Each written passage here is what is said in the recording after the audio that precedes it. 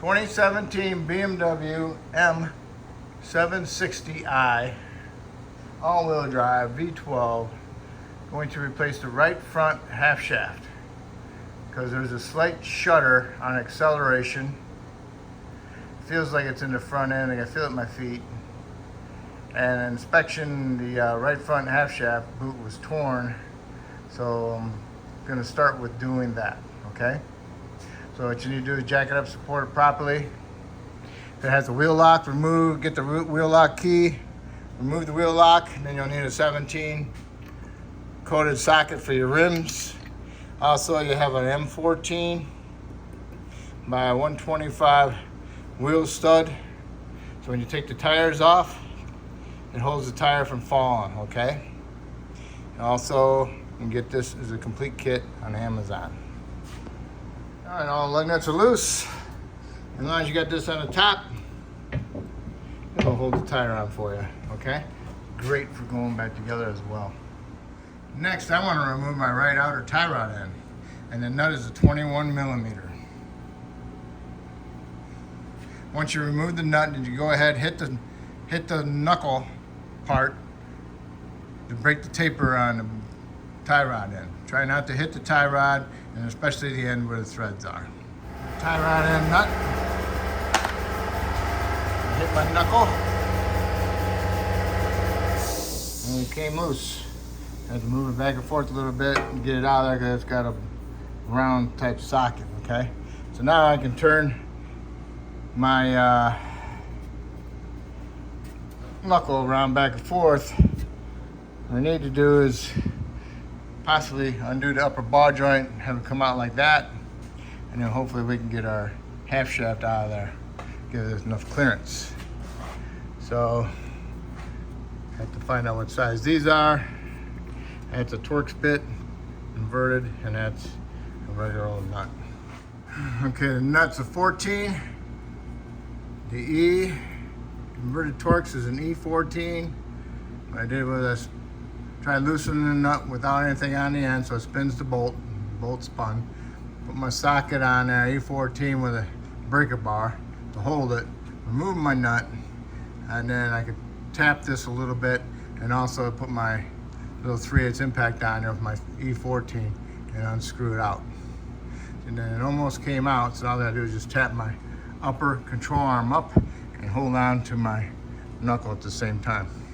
But maybe first off we ought to work down here and remove the bolt from the half shaft, and that's a pretty big Allen. The Allen is a 17 millimeter Allen. Got the bolt out, it has this funky spring inside there and a washer. Nothing else inside there. So next we can do is go ahead and stick a brass drift in there, tap on to see if the half shaft moves on the hub. That way we'll know what to expect if it's frozen on there or not. Beware when you undo your upper ball joint between your knuckle that you'll have some brake electrical wires, ABS, and brake wear sensor. And then you'll have to take it out of the little brackets right here, bracket there, and a bracket here. Give this a little bit of looseness, and then turn the wheel towards the left, on the knuckle. And then our half shaft falls out. Get that nice and greasy. So now it ain't gonna come out of here because we gotta remove the strut bracket off of the strut, which is nice, huh? And the stabilizer link.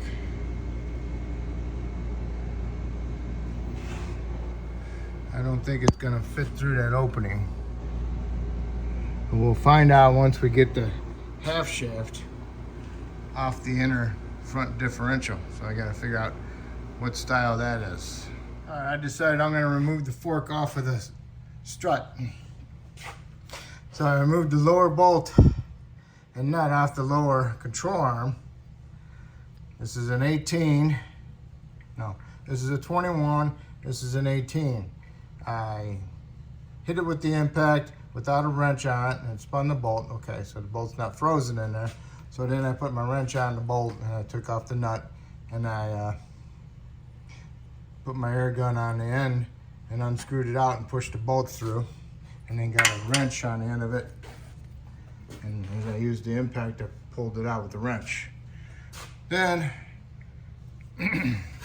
stabilizer link, 18 millimeter on a nut. Tried to remove it, the thing just spins, okay. So then, I got my Torx bit, and that's what's on the end of it. And this is a 40, used the 40 on my impact with an 18 millimeter wrench, and I went to tighten it. I used it to tighten it, and as I tighten it, it brings the bolt of the stud of the stabilizer link in, and also then it removes the nut, okay? So there we are now. Now I just need to do is remove this bolt that's on that's clamping down on the strut, and then we can take this fork, tap it down, and then get this off to the side and out of the way. That way we can take this half shaft out through here when I do get it out of the trans. And the bolt for here is a 16. Make sure you put in reverse because you just had it in tighten mode. All right, now we can go ahead and tap that down. Okay, here it is. Now it's just tapped down through the lower control arm. Now I can just tap it back up and I can remove it. Here it is. Nice and greasy. Okay, now here's our half shaft. All right. I'm gonna raise it up and go underneath. Hopefully I don't have to remove no panels and tap that half shaft out. By the looks of it, I gotta remove this one. So I got a couple 8s there, a couple 8s there, and then a couple 10s all the way around, hopefully. And 8 here and an 8 there. Hopefully it'll come down. Okay. Had to take these 2 out, loosen this one up, and took that one out. Took this one out and that one out, and might be one here, one there. Now I can pick this up, hopefully, pick this panel up and pull it out. There's all the bolts took out. There's the screws. All right, so I can see it from up on underneath.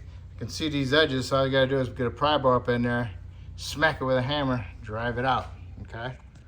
All right, there it is. I'm gonna talk about the edges, hit it with a pry bar, smack them out. Hopefully your pry bar's got that end that's curved on it, you know, to get in there. Careful you don't hit it all the way out, because you don't want to damage the seal. So hopefully you can have somebody hold on to this other end so it doesn't just flop out, or bungee cord it up around it. You got a little bungee cord up onto the inner shield, holding it up. Tapped it out. Looks pretty good so far. I got a little bit of fluid coming out. I want to hurry up and get that thing out and get the new one in as fast as possible. I don't want to lose too much fluid. Well, wouldn't you know it?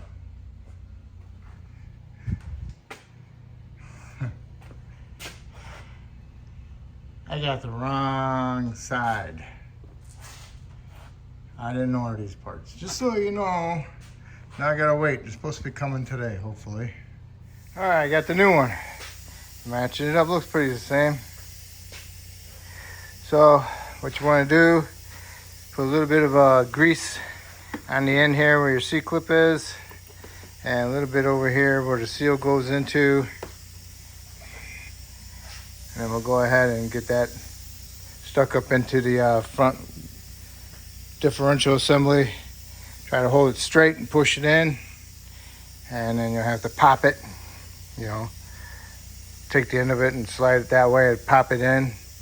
Make sure it gets clipped in there and bottoms out nicely. Okay? End of the day, I'm been doing other stuff. All right, got it in there, and then you just use this other end like a slide hammer till it bottoms out and get it lined up, and then pop, pop, pop. You'll be able to tell when it bottoms out when it's all the way in. Okay? So now what I'm gonna do is lower it down, and I'm gonna get my half shaft started into my hub bearing assembly. So I got it all down here. I got a shaft through the center of it, but I'm thinking that I had to put the fork on there first, because otherwise when I get this knuckle up in there, it's gonna be in my way.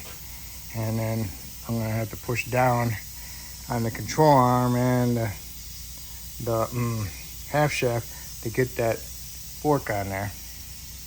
So I'm gonna install that fork first. Okay, I had the fork down over the holes, past the holes, okay? Holes are like right here. So it passed about that much. And I pried the fork down and the control arm up. And I got it started underneath it, stuck a 2x4 behind it, and went ahead and pushed the fork that way, fully underneath the strut. And that's where I'm at now. Now what I can go ahead and do is tap that fork up the notch through the slot. Another thing that I did beforehand to keep this knuckle from falling out is I put a bungee cord, short one, on it to the upper control arm to help keep it in, because I don't want to be pulling on my wires and my hose, okay? All right, so now you want to tap that fork so it's just barely close to the edge of the bottom, and your bolt misses the little tab, so you can put your bolt back in there. I got a hand thread tightened, and also I got my stabilizer link on there, so now I'm going to go ahead and tighten this one. It's an 18. If it doesn't tighten, it just keeps on spinning, then you have to put your Torx on there with a wrench and put it in reverse mode so it tightens it up. And then we'll go ahead and line up our lower fork bolt to the lower control arm. And the stabilizer link tight. Now I'll stick a jack stand underneath my lower control arm, and I'll try to get it equal with that fork as possible. And then I'll give me a guide pin, stick it in the fork, and then push my strut that way, and then hopefully you'll get your guide pin into the hole. So now we can hopefully guide the other side to stick the bolt through. All right, got the bolt in it with the nut on. Do not tighten it up yet. So next we need to do is get our upper ball joint end to the knuckle. All right, I lowered the car down a little bit onto the jack. I pushed that suspension up, and also allowed me to line up my ball joint and pull down on my upper control arm, get my bolt in there, and then get my nut started. So now, all I'm gonna do is push down on my control arm and tighten up my nut. Okay, the caliper pinch, not the caliper, the strut pinch, that is 32 foot-pounds plus a 90 degrees with a new bolt. Axle nut, axle bolt, half shaft bolt, 155 foot-pounds.